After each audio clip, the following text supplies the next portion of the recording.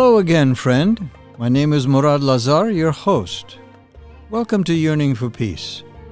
Thanks for joining us for episode 2 as we follow our fictional friend, Dr. Hakim Hosseini, who works at the American University Hospital in Beirut, Lebanon. He is on a journey to find the answer to a very real question. What is the deepest desire of my heart? In the last episode, he intrigued his friends Mustafa and Subhi at their favorite coffee shop, telling them about this extraordinary dream. They also found themselves on the street helping a motorcyclist who was hit by a car.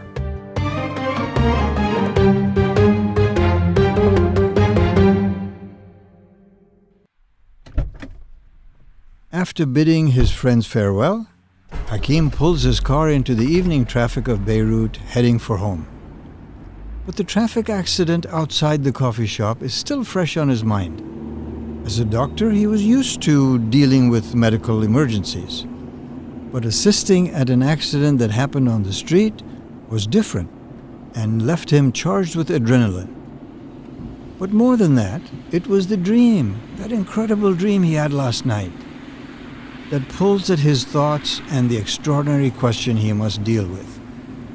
He'd hoped that sharing it with his longtime friends would help, but the accident and the need to help the victim interrupted their discussion. What he needs now is time to think. A stroll down the boulevard along the Mediterranean shore in the cool of the night would be just the thing. He turns his car around and heads for the famous corniche that skirts the shoreline.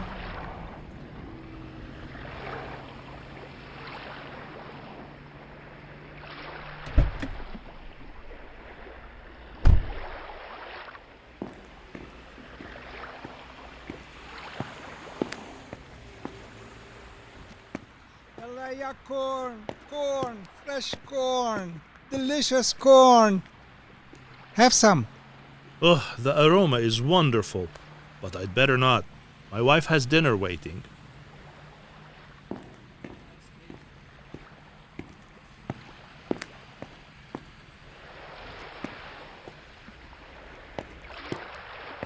I've had strange dreams before. Last week I dreamed I was walking right here, but the street vendors were all selling stethoscopes. I just laughed it off in the morning and forgot about it until now. Crazy dreams from working too many hours. But none of them was like last night. None of them involved the Almighty. Could it really be that Allah subhanahu wa ta'ala would really communicate with me? That He would ask me such a question? And does He expect an answer right away? Or the dream might fade away like all the others? If I promise to grant you the deepest desire of your heart, what will you ask for?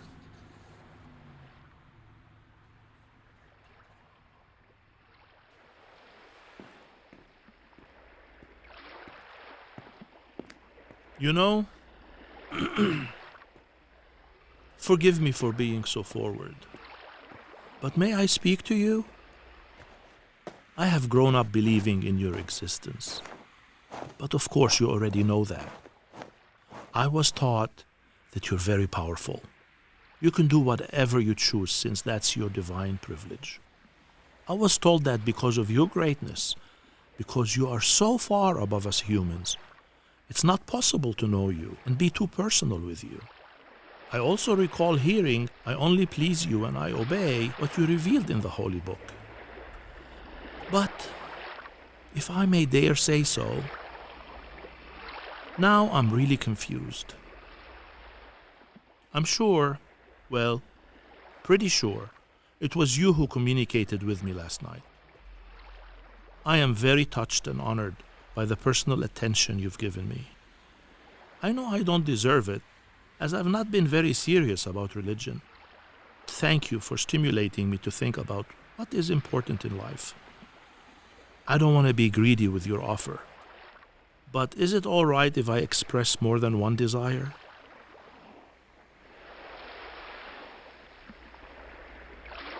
What an opportunity this would be. The deepest desire of my heart. What is my deepest desire?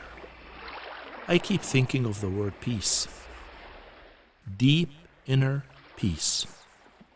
But maybe that's not enough. Maybe I should think of some other ideas, like what? Maybe enough wealth to put my daughter through the best university so she can have a good life. Maybe I'm too selfish. Maybe I should ask for world peace. Yes, that would make my parents very proud of me. I've always wanted that. And it would make me proud too, seeing Hala succeed. Not to mention bragging rights with my relatives, my friends, and my medical colleagues. My retirement will be here before long. And with a bit of wealth, just a reasonable amount of course, I would be ready. I could help the poor. I could treat Zaina to travel, lavish her with gifts. And... Tonight I've treated her to worry. Hello, Zaina? Where are you, Habibi? You've never been so late without letting me know. I was very worried about you. What happened? When are you coming home? Oh, I'm so sorry, Habibti. You are right. I should have called. Please forgive me. I was on my way home from the coffee shop when I felt I needed to take a stroll by the sea. There was an accident in front of the coffee shop. An accident? Were you involved? Are you all right? I'm fine. I witnessed the accident and helped the man who was injured until the ambulance arrived. Nothing to worry about. But more importantly, I needed to walk, to think about the dream I had last night. Dream? What dream? You never said anything to me about a dream. I didn't? Oh, that's right. I had to leave before 7 this morning to do my hospital rounds. I am so sorry, Zaina. I'll be home soon to tell you all about it. Yes, please come home soon. I want to hear about I'll it. see you soon, Habibti.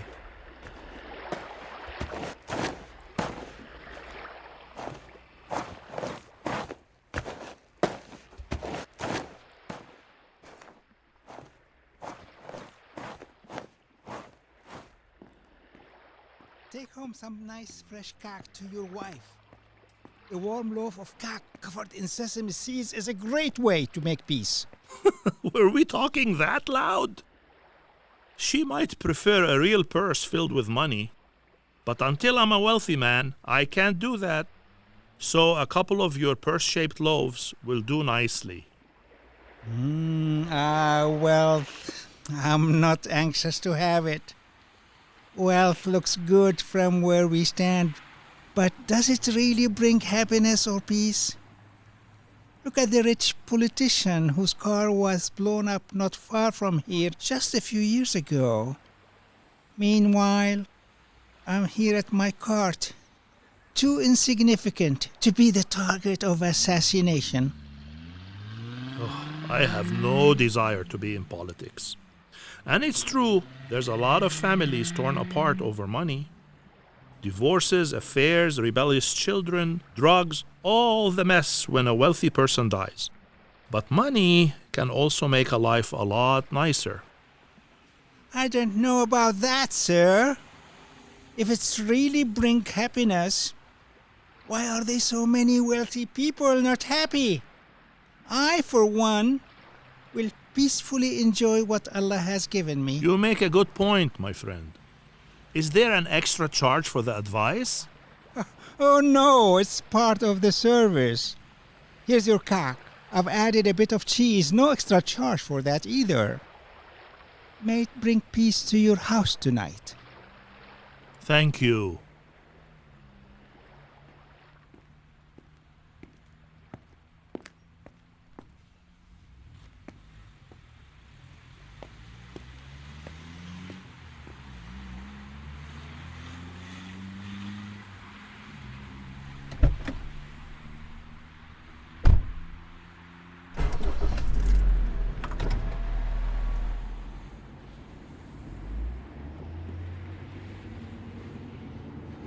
What a funny man. But he may be right. My father didn't have the resources to put me through medical school. But things turned out all right. And does a person really need wealth to help the poor? Not necessarily a bad thing, but is wealth really what I value most? My deepest desire? So strange that he mentioned peace.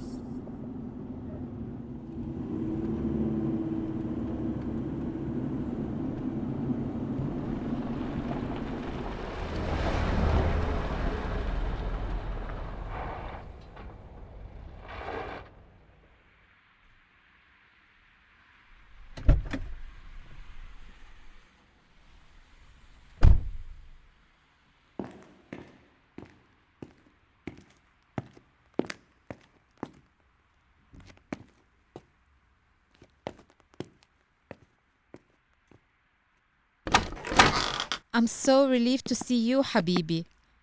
Promise me you will not stay away for hours on end without letting me know. I was really worried about you. Shh, I was fine. Haven't I come home to you every night for the past 27 years? Yes, but how did I know where you were?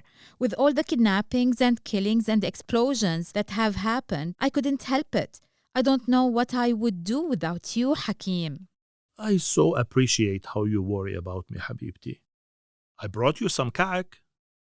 Thank you, they smell good, but I would rather have you safe. Well, now you have both. How is our sweet Hala? She was so tired today from her schoolwork and long basketball practice that she's already in bed. Now tell me about this dream. Well, I'll need a glass of your delicious rose water first. Oh, I'm so sorry. I was taken up with wanting to hear your dream. I completely forgot you have not had dinner yet. Hala and I had mjaddara and salad. Would you like that, or do you want me to fix you something else? No, mjaddara and salad will be just fine.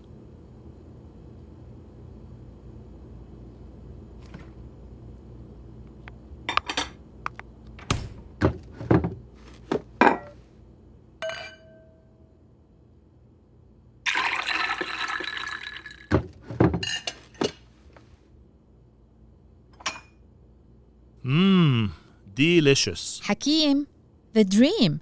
Don't keep me in suspense. Can't you tell me while you're eating? All right. Just a few more bites. To think it all happened while I was sleeping next to you, and you had no idea what was going on. What happened? Tell me. Well, at some point in my dream, the room brightened up, and I received a gentle but firm message in my mind. If I promise to grant you the deepest desire of your heart, what will you ask for? What language was it in? Our mother tongue, in Arabic. Was it your uncle Abdullah who died last year? No, it wasn't.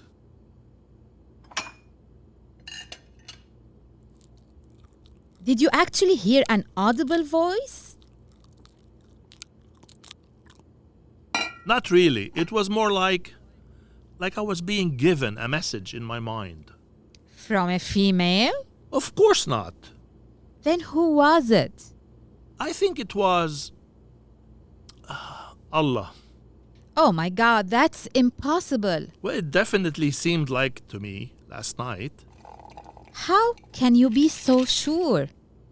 Habibti, you know I have not been a religious man. I barely have time to scratch my head most days. The few times I've seriously thought about life's purpose, my role in it, and whether I've truly discovered the truth behind it all, it was too overwhelming.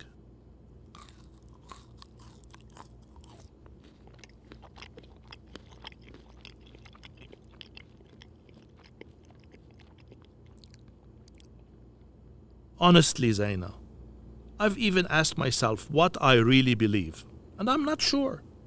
I never invested any time exploring real answers because it seemed beyond me. But this dream, it's compelling me to think about these things seriously, like I never have before. The leader of the mosque is not going to be happy if he hears this. I feel I feel... Habibi, come here. This dream has affected you deeply. It really has. I haven't been able to think of anything else when I'm not occupied with work or other responsibilities.